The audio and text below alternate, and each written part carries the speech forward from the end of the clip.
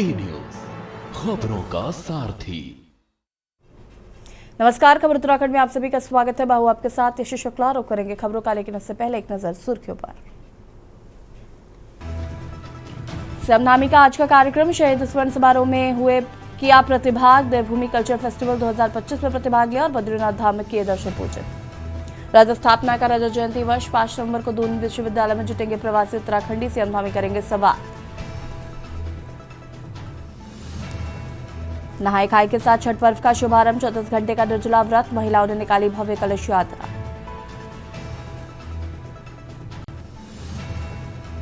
उत्तराखंड आने वाले दूसरे राज्यों के वाहनों से वसूला जाएगा ग्रीन टैक्स। दिसंबर से हो जाएगी शुरुआत। विभिन्न वाहन श्रेणियों के लिए अलग अलग दर तय।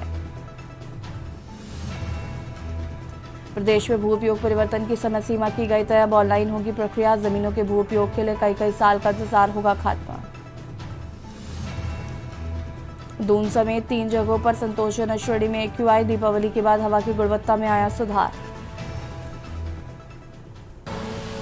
आप देख रहे हैं की न्यूज, खबरों का सारथी।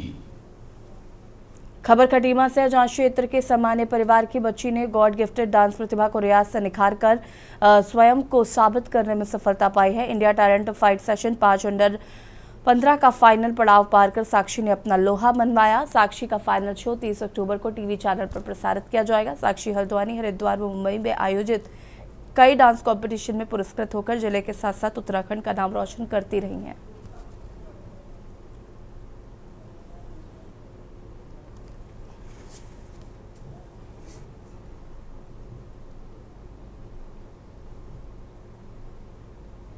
मेरा नाम साक्षी है। मैं उत्तराखंड उधम सिंह नगर खटीमा से हूँ। मेरा डांस इंडिया टैलेंट फाइट के शो में हुआ था, जिसमें मैं सेमीफाइनल में सिलेक्ट हो चुकी हूँ और अब फाइनल में जाऊँगी। मेरा यह जो प्रोग्राम है 30 अक्टूबर को टीवी चैनल में आएगा, 9XM चैनल में और GTV में। और इसमें मेरी मम्मी मुझे बहुत सपोर्ट करती है।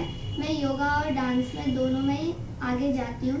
इसमें मैं बहुत जगह जा चुकी हूँ, हरिद्वार में, देहरादून, हल्द्वानी, पिथौरागढ़, ऐसे और जगहों में भी। मुंबई।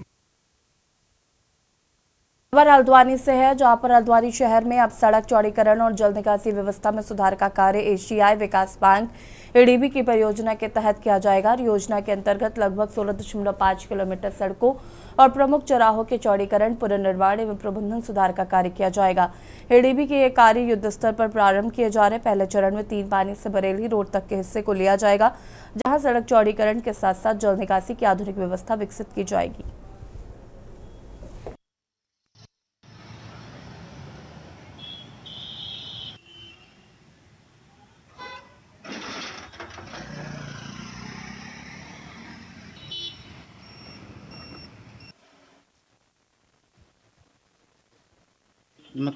जैसे हमारा जो कि अगर नवीनीकरण की बात करें तो हमने टोटल जो कि 80 किलोमीटर का लक्ष्य था हमारा नवीनीकरण करने का, जिसके अगेंस्ट जो कि हमने 61 किलोमीटर जो कि नवीनीकरण किया है। इसके अंतर्गत जो कि राज्य मार्ग के अंतर्गत भी जो कि विभिन्न करीब हमारे पास 85 सड़कें हैं, जिसमें जो कि कार्य गतिमान है और उसको जो कि हमने लक्ष्य रखा है कि मार्च तक है जो कि 7। ठीक है, थैंक यू सर जी। हाल ही में राजस्थान के जैसलमेर में एक AC बस में आग लगने से 20 लोगों की मौत हो गई और लगभग 17 लोग गंभीर रूप से झुलस गए। वहीं देहरादून संभाग के अंतर्गत ऐसे हादसे न हो, इसे देखते हुए देहरादून के RTO प्रशासन संदीप सैनी ने सभी बसों में अग्नि सुरक्षा यानी फायर सेफ्टी के इंतजाम करने के निर्देश दिए हैं।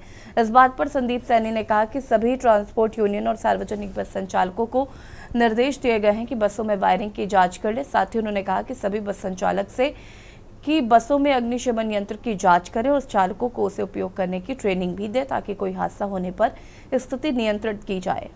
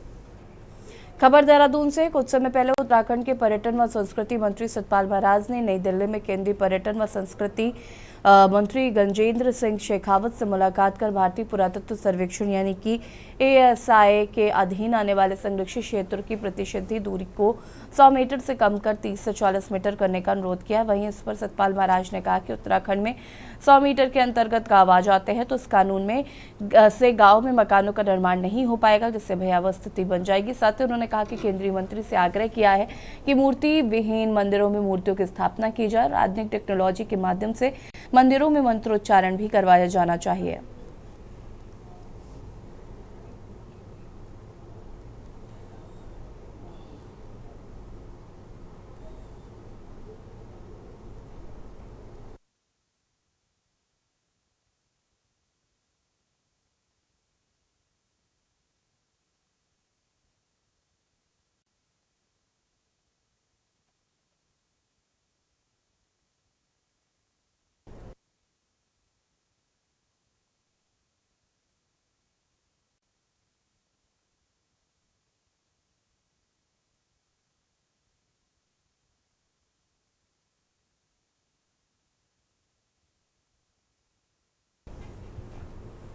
खबर देवप्रयाग से, जहां प्रदेश में यूथ कांग्रेस ने अपनी सदस्यता अभियान और चुनाव अभियान कागज पर कर दिया है। बीते 6 अक्टूबर से शुरू हुई अभियान की प्रक्रिया का प्रचार 8 अक्टूबर से 14 अक्टूबर तक चला, जिसके बाद अब 24 अक्टूबर से 30 अक्टूबर तक नामांकन प्रक्रिया होगी, जबकि नामांकन शुल्क का भुगतान 31 नवंबर तक किया जाएगा। शिकायत दर्ज करने की तिथि 24 अक्टूबर से 1 नवंबर तय की गई है। नामांकन प्रक्रिया की जा रही है, जिसमें कोई भी 18 से 35 वर्ष उसकी उम्र रखी गई है। मेंबरशिप के लिए उसमें कट ऑफ डेट हमारा रखा गया है 26/10।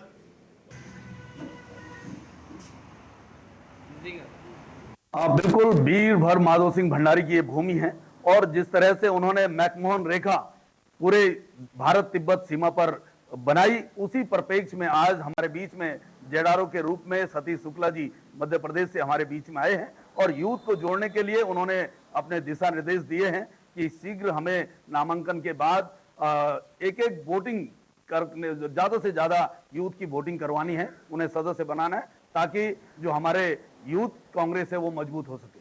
उत्तराखंड में युवक कांग्रेस का चुनाव प्रक्रिया लॉन्च हो गई है। इससे पहले भी ऑब्जर्वर आए थे, यहाँ पर बैठ के किया है और लोगों ने विधानसभा वाइज युवाओं को जोड़ने के लिए उनको सभी चीज़ों को बताया गया है।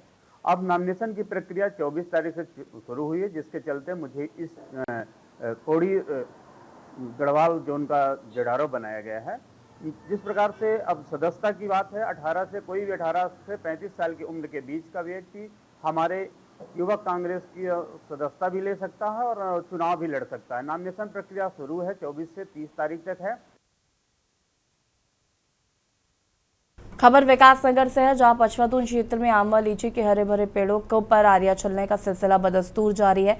आलम यह है कि लकड़ी माफिया आए दिन हरे भरे फलदार पेड़ों पर आरिया चलाकर पर्यावरण को नुकसान पहुंचा ही रहे हैं। वही भूस्वामी भी नियम विरुद्ध तरीके से प्लॉटिंग कर सभी नियम कानूनों की धज्जियां उड़ा रहे हैं। विकासनगर के पुल नंबर 1 नवाबगढ़ क्षेत्र में बीते कुछ रोज पहले दर्जनों हरे भरे आम के पेड़ों पर आरिया चलाए जाने का मामला शांत भी नहीं हुआ था। उसी क्षेत्र में एक आम के बाग में सैकड़ों आम के पेड़ों पर आरिया चलाकर हैवी लोपिंग कर दी गई है, जिसके विभाग को कानो कान खबर तक नहीं लगी।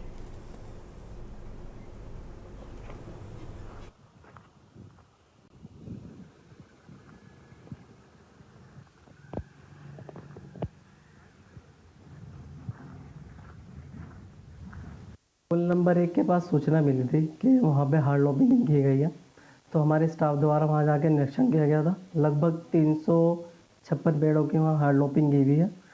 उसके लिए राजस्व विभाग को हमने लिखा है कि किसके नाम है भूस्वामी, जैसे आ जाएगा उसके खिलाफ विधिक कार्रवाई की जाएगी। तो कोई परमिशन दी गई थी इसमें? कोई परमिशन नहीं दी गई थी।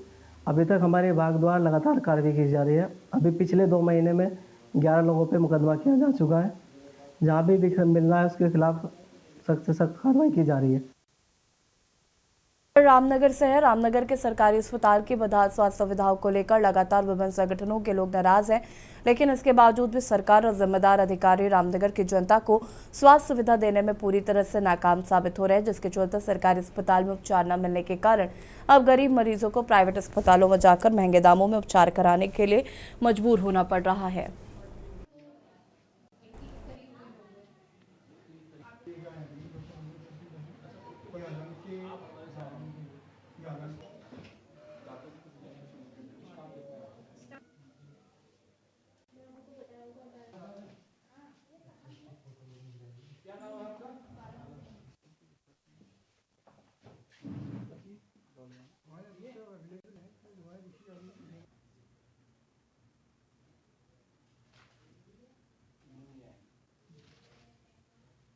देखिए, आज सुबह जिलाधिकारी महोदय के निर्देश पे हॉस्पिटल की अचानक छापामारी की गई है। छापामारी में कई सारी अनियमितता समझ में आ रही हैं। सबसे पहले जो एक अनियमितता हमको नज़र आ रही है कि जितने भी पेशेंट जो एडमिट हुए हैं उनका जो टेस्ट होता है, टेस्टिंग रिपोर्ट यहाँ से लोकल से, यहाँ हॉस्पिटल से होने के बजाय कहीं बाहर से हो रही है। तो ये स्थितियाँ क्यों उत्पन्न हो रही है, इस पर भी हम लोग चेक कर रहे हैं। कितने बजे पेशेंट एडमिट हुआ, वास्तव में क्या पेशेंट एडमिट होने से पहले उसकी जाँच हुई थी या उसके एडमिट होने के बाद जाँच हुई है। क्योंकि मुझे बताया गया है यहाँ पर चंदन डायग्नोसिस के साथ भी यहाँ पर एक कोलैबोरेशन हुआ है। उसमें जो कुछ जांचें तो यहीं से हो जाती हैं और जो जांचें चंदन से होनी है उनके भी डॉक्टर, उनके फार्मासिस्ट यहाँ बैठते हैं, यहाँ सैंपल लेते हैं, फ्री ऑफ कॉस्ट उनकी जांचें होती हैं। उत्तराखंड के विकासनगर से हैरान कर देने वाला मामला सामने आया है, जहां पर संदिग्ध परिस्थितियों में एक महिला ने जहर खाकर आत्महत्या कर ली। अस्पताल में इलाज के दौरान महिला की मौत हो गई। खास बात यह है कि मरने के पहले अपने एक परिचित को महिला ने वीडियो बयान जारी कर ससुराल पक्ष को जिम्मेदार ठहराते हुए गंभीर आरोप लगाए, जिसके चलते पुलिस ने मामला दर्ज कर तफ्तीश शुरू कर दी है। दरअसल कोतवाली सहसपुर के जमीनपुर तप्पड़ की रहने वाली दुर्गा देवी ने जिंदगी और मौत की जंग लड़ते हुए अपने एक परिचित के जरिए मरने से पहले एक वीडियो बयान जारी किया था। इस वीडियो में उन्होंने अपनी सास, देवर और देवरानी पर गंभीर उत्पीड़न के आरोप लगाए।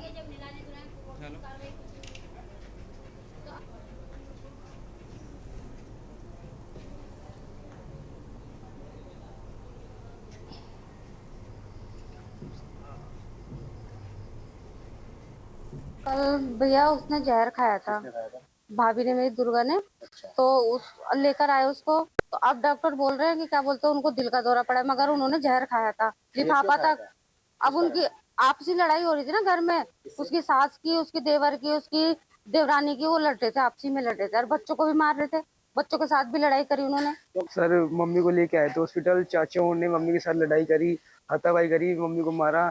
मम्मी के घर तक घुस गए थे। जब मम्मी जहर खा रही थी उन्होंने बचाया नहीं, उल्टा उन्होंने कहा कि खा ले। तो ऐसे क्या, ये सारी जमीन का मतलब है, सारा जमीन का कारण है। वो चाहता है इन्हें तीनों को बेदखल कर दूं, सारी जमीन मैं रख लूं। दादी को भी यही कहता है कि सारी जमीन मेरे नाम कर दी। नैनीताल के आवागढ़ क्षेत्र में पानी की बड़ी पेयजल लाइन फटने से जहां कुछ परिवारों पर पानी का संकट आ रहा है, तो वहीं पानी की तेज बौछार से काफी देर तक लोगों को घंटों आवाजाही में दिक्कतों का सामना करना पड़ा। टूटी पेयजल लाइन को ठीक करने पहुंची टीम द्वारा कड़ी मशक्कत के बाद किसी तरह से पानी को बंद किया जा सका। बताया जा रहा है कि क्षेत्र में सीवर लाइन का काम चल रहा था, मजदूरों ने खुदाई की तो पानी की लाइन पूरी तरह से क्षतिग्रस्त हो गई। हालांकि अब जल संस्थान के अधिकारी कर्मचारी मौके पर पहुंचे और पेयजल लाइन को दुरुस्त करनी शुरू कर दिया है।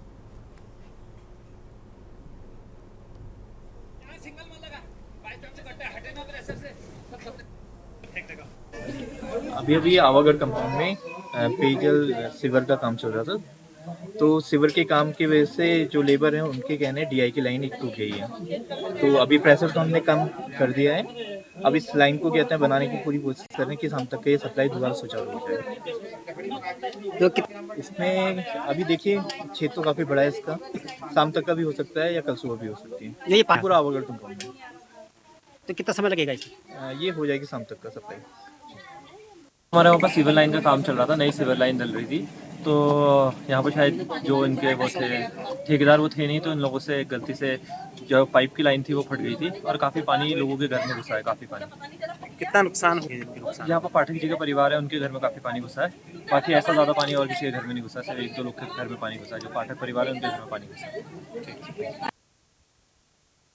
उत्तराखंड में मुख्यमंत्री धामी के निर्देश पर उत्तराखंड सरकार ने सेना में अग्निवीर योजना के तहत इच्छुक युवाओं से के लिए भर्ती से पहले फ्री ट्रेनिंग की एसओपी तैयार की है। इसके तहत राज्य के सभी 13 जिलों में प्रशिक्षण कार्यक्रम जल्दी शुरू कर लिया जाएगा। खेल एवं युवा कल्याण विभाग के अधिकारियों के मुताबिक यह ट्रेनिंग राज्य के मूल निवासियों या उत्तराखंड में अध्ययनरत सेवारत युवाओं के लिए होगा।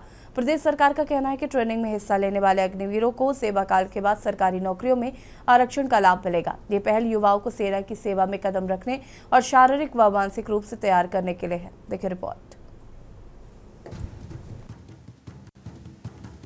उत्तराखंड की धामी सरकार ने अग्निवीर योजना में भर्ती से पूर्व निःशुल्क ट्रेनिंग के लिए एसओपी तैयार करने का काम कर लिया है। मुख्यमंत्री पुष्कर सिंह धामी के निर्देश पर खेल एवं युवा जिलों में युवाओं को प्रशिक्षण देने का काम करेगा। खेल एवं युवा कल्याण विभाग सेना में अग्निवीर बनकर देश की सेवा करने के इच्छुक युवक युवतियों को भर्ती पूर्व निःशुल्क प्रशिक्षण देगा।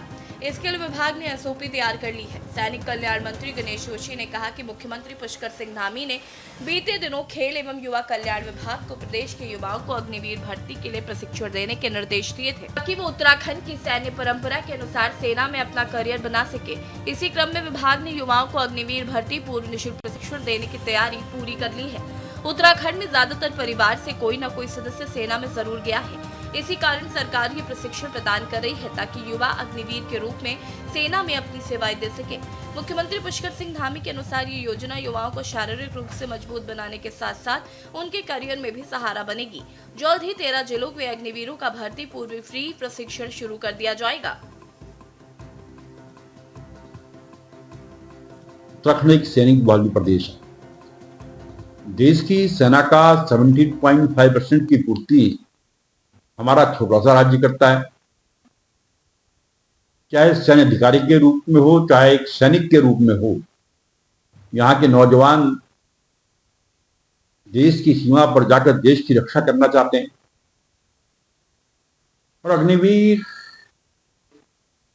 योजना जब से शुरू हुई है, एक यंग फौज हमारी तैयार हो रही है। मैं लंसडाउन में जाकर उन अग्निवीरों से मिला था, अभी मैं गया था, और हमने, क्योंकि अभी हम सैनिक कल्याण के विभाग के माध्यम से इनको प्री ट्रेनिंग कराते हैं, और मैं आभार व्यक्त करना चाहता हूं माननीय मुख्यमंत्री जी का कि इनकी जो डाइट के लिए धनराशि मिलती थी बहुत कम थी, माननीय मुख्यमंत्री जी ने उसको बढ़ा दिया है। अब जितना खिलाड़ियों को धनराशि मिलती है उतनी इनको मिलेगी, जिससे उनको अच्छी खुराक मिलेगी, वो फिजिकल फिट होंगे।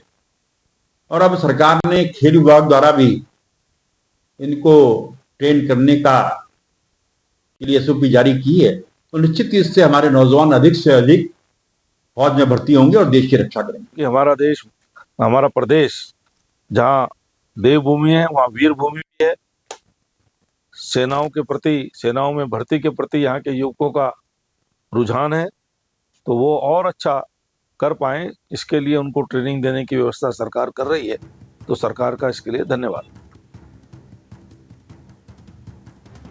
आपको बता दें कि बीते महीने धामी कैबिनेट ने अग्निवीरों का सेवा काल पूरा होने पर समूह ग के वर्दीधारी पदों पर सीधी भर्ती में 10% क्षैतिज आरक्षण दिए जाने का निर्णय लिया था।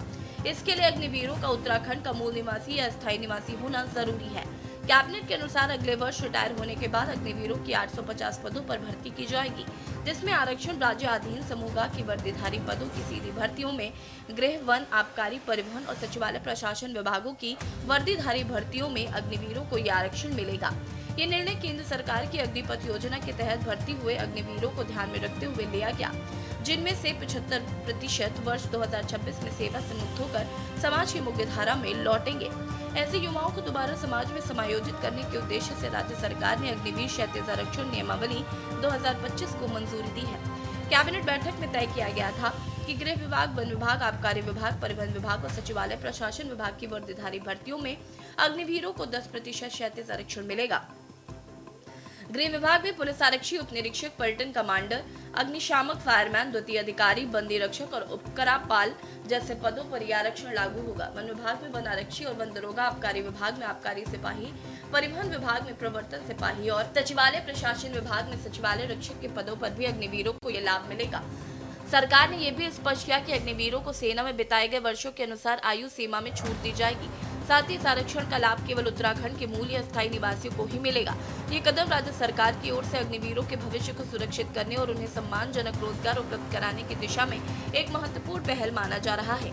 वहीं प्रदेश के विपक्ष की माने तो उनका मानना है कि ये सिर्फ प्रदेश के युवाओं के भविष्य के साथ खिलवाड़ है, जिससे अग्निवीर योजना को बंद किया जाना चाहिए। अग्निवीर योजना को लेकर के देश के युवाओं का स्पष्ट मत है कि ये योजना बंद होनी चाहिए और सेना का जो पुराना स्वरूप था वो बहाल होना चाहिए, क्योंकि 4 साल की नौकरी कोई नहीं करना चाहता और एक अच्छा सैनिक तैयार होने में ही कम से कम 8 साल का समय लगता है। ये सैन्य विशेषज्ञ कई बार कह चुके हैं। वैसे भी उत्तराखंड को प्रधानमंत्री मोदी जी सैनिक धाम के रूप में कह चुके हैं।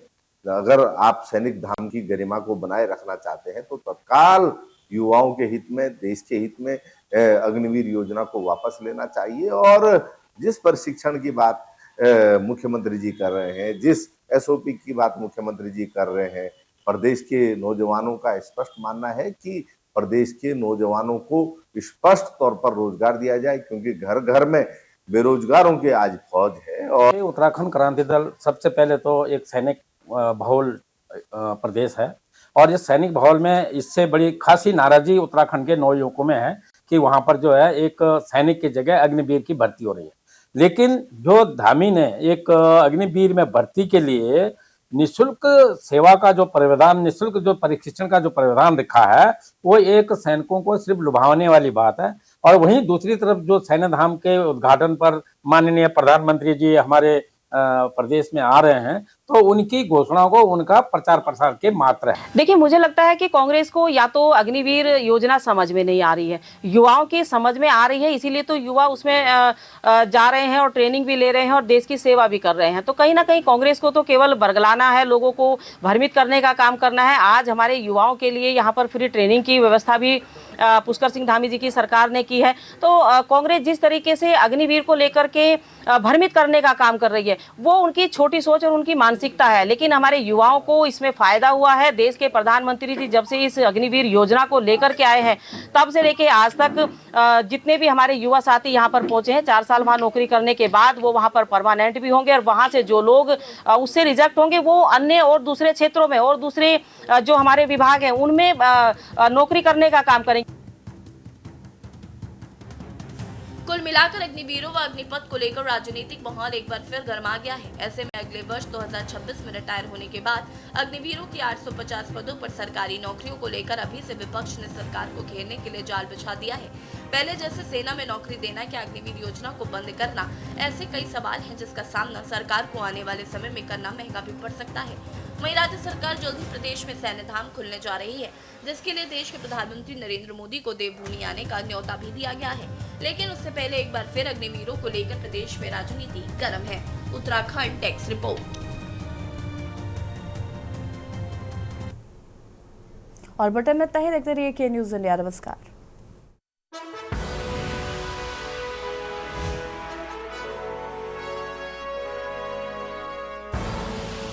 आप देख रहे हैं